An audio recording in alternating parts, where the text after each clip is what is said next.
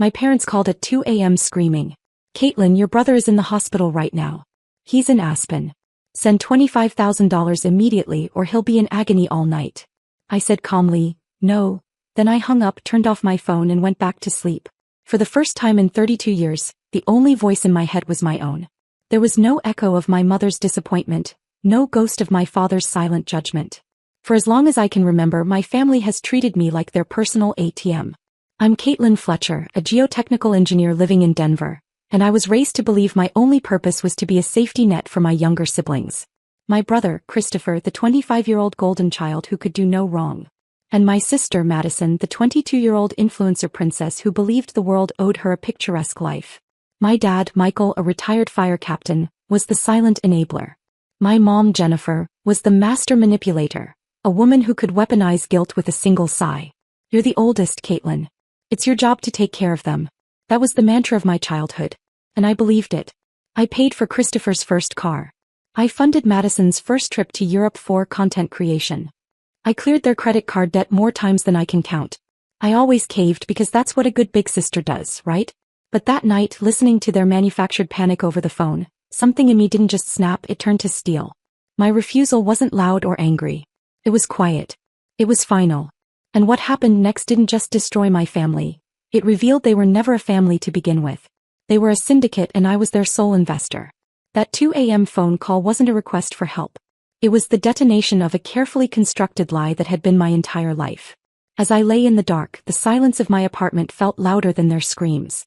The ghost in the machine, that little voice of conditioned guilt that had whispered in my ear for 3 decades, was finally gone. It used to tell me I was selfish for wanting to save for my own home. It shamed me for taking a vacation while Madison needed a new camera lens. It called me a bad daughter for questioning why Christopher couldn't hold a job for more than 6 months. But tonight that ghost was silent. All I felt was a profound, chilling calm. The kind of quiet that comes after a storm has passed, leaving behind a clean, empty sky. I knew the morning would bring chaos. I knew there would be retaliation. But for the first time I wasn't afraid of the fallout. I was ready for it. Because when you've already lost everything that matters, the only thing you have left to gain is yourself. And that night, I decided I was worth fighting for. I started keeping a spreadsheet about 5 years ago. Not for my own budget but to track the money flowing out of my account and into theirs. The number was staggering. $250,000. $250,000 gone. College tuitions for degrees that were never finished. Down payments for cars that were eventually repossessed. Bailouts for failed business ventures Christopher called startups. Funding for Madison's influencer trips that yielded nothing but sponsored posts and credit card debt. That spreadsheet was the first time I truly understood the trap I was in. It wasn't just love or family duty. It was a psychological prison my mentor, Jessica, called the FOG. Fear, obligation and guilt.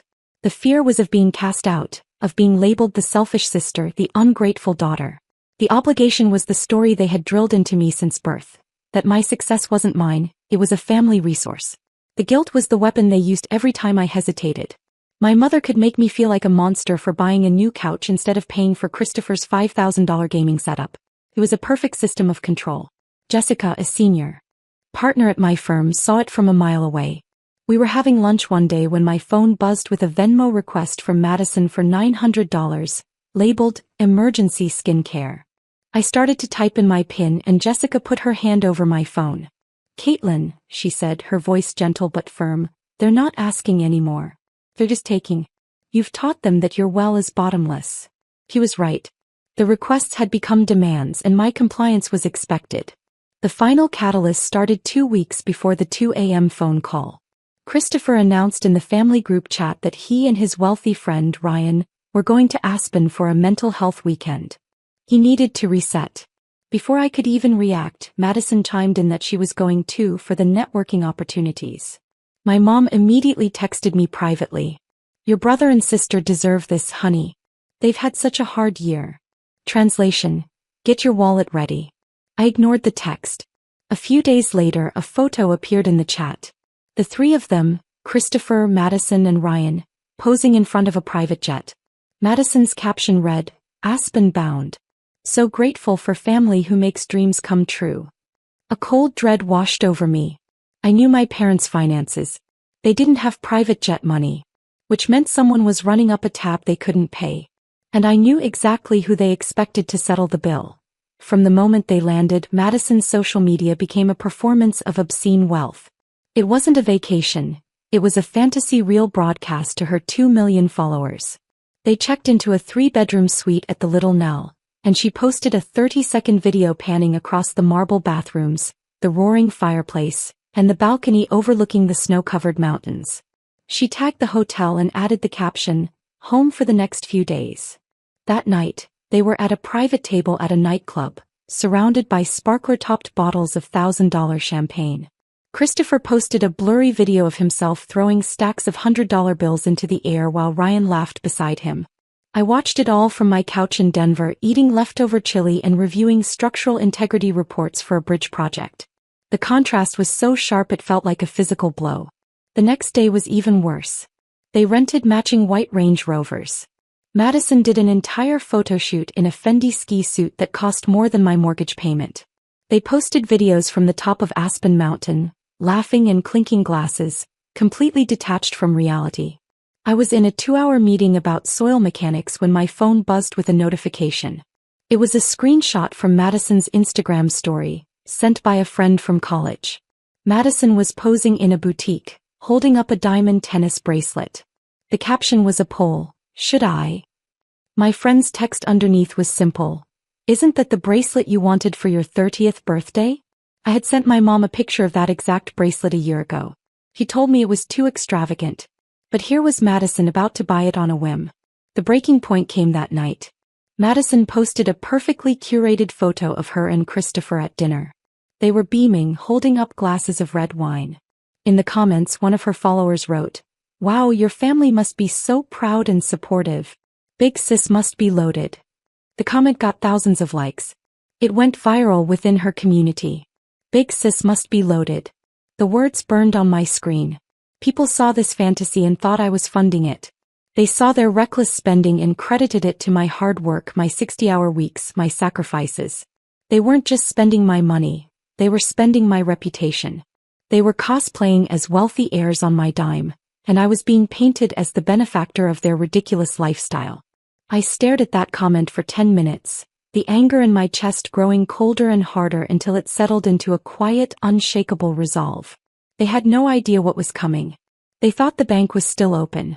They were about to find out it was closed. Forever. I woke up the morning after the 2 a.m. call to a digital firestorm. The peace I had felt was the calm eye of the hurricane, and now I was in the swirling debris. Madison had gone nuclear. She posted a 60-second tear-streaked video from what looked like a hospital waiting room. Her face was puffy, her voice shaking with practiced outrage. "My brother Christopher is lying in a hospital bed in agony," she sobbed into the camera. "And my own sister, Caitlin Fletcher, refused to send the money for his treatment. She's a successful engineer in Denver, she makes 6 figures, and she is letting him suffer over $25,000. She wasn't done. She tagged my full name. She tagged the name of my company. She put my professional email address in the caption, encouraging her followers to let my heartless sister and her bosses know what you think of her." The video hit 1 million views before I had even finished my first cup of coffee. Then came the messages. My work email was flooded. "I hope you get fired. You're a disgrace to women. Karma is coming for you, you monster." My phone buzzed with texts from unknown numbers, DMs from strangers filled with hate. My personal and professional lives, which I had worked so hard to build and keep separate, were being burned to the ground by my own sister. And yet I felt nothing. No panic. No fear. The old Caitlin would have been hysterical. She would have been calling, apologizing, wiring the money just to make it stop. But the new Caitlin was chillingly calm. I sat at my kitchen table, took a sip of coffee, and began to methodically clean up the mess. I didn't engage. I didn't defend myself. I just started deleting. I blocked every unknown number that texted me. I set up a filter on my work email that sent anything with the words sister, Aspen, or monster directly to the trash. I deactivated comments on my own social media, then went private. My boss, Jessica, sent me a text at 9 a.m. with a link to the video. All it said was, "Call me when you have a minute." I called her immediately. I didn't make excuses. I simply said, "There's a family situation I am handling. The story online is not accurate. It will not affect my work." He paused, then said, Let me know if you need anything from HR. And that was it. No judgment. Just professionalism. By noon, the digital noise had quieted, at least in my world. I had built a fortress of blocks and filters. They could scream into the void, but I no longer had to listen. They had raised the stakes, trying to ruin my career. But all they did was prove that I had made the right choice. They didn't want a sister. They wanted a sponsor. And I was officially resigning from the position. The call that changed everything came at 4 p.m. on Sunday afternoon. It was an unknown number with an Aspen area code. I almost let it go to voicemail, but I answered on the third ring. "Is this Caitlin Fletcher?" A calm, professional male voice asked. "This is Officer Miller with the Aspen Police Department. I'm calling regarding your brother, Christopher Fletcher." I put the phone on speaker and continued to fold my laundry. "Go on," I said, my voice even. He took a breath. "Ma'am, the story about a hospital emergency isn't entirely accurate. We were called to the casino last night after Mr. Fletcher assaulted a floor manager. During our investigation, we discovered he had used a fraudulent driver's license and a forged line of credit application to obtain $100,000 in casino markers, which he then lost." I stopped folding. $100,000. "He is currently in custody," the officer continued, "facing charges of felony assault and felony fraud. Bail has been set at $50,000 cash only." The power dynamic of my entire life flipped in that single moment.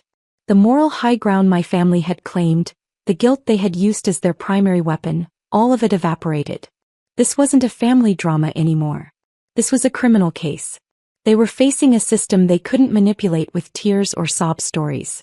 And their one get-out-of-jail-free card had just declined the charge. "And you're calling me why exactly?" I asked, resuming my folding.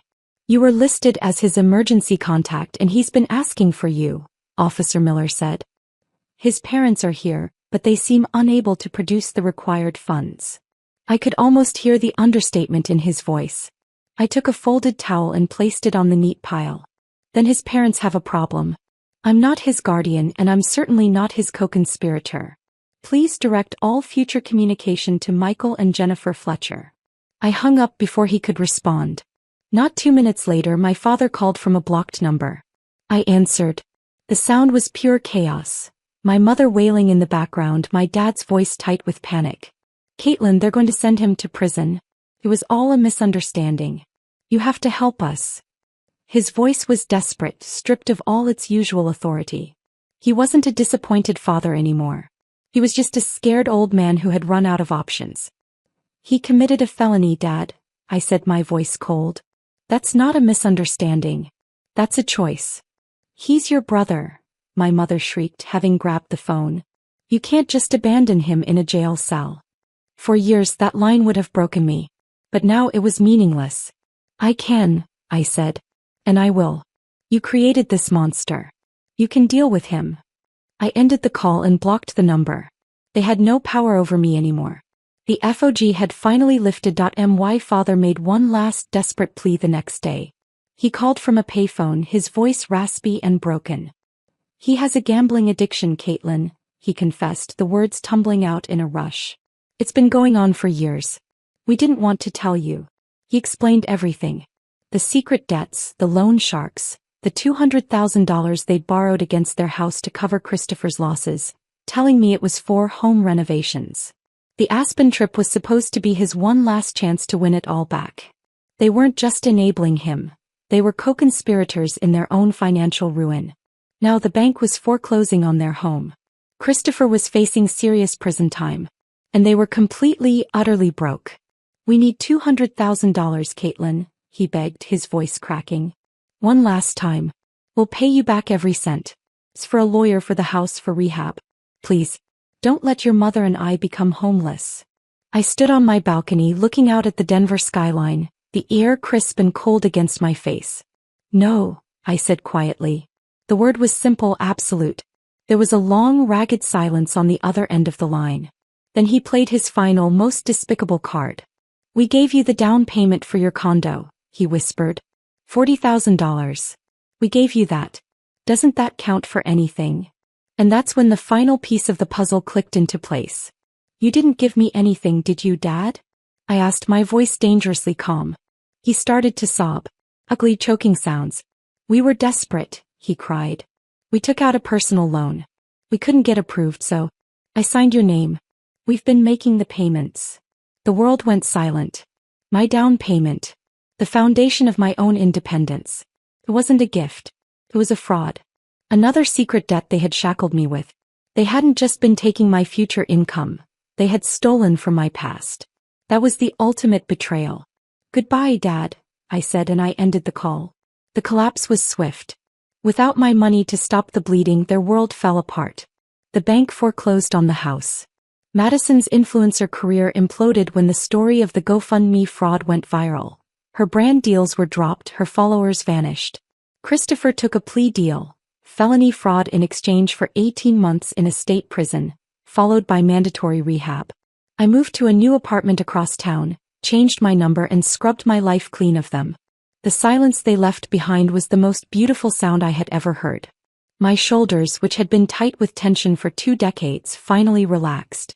I bought my own home 6 months later, this time with a down payment that was truly my own. I finally understood that setting a boundary isn't an act of war. It's an act of self-preservation.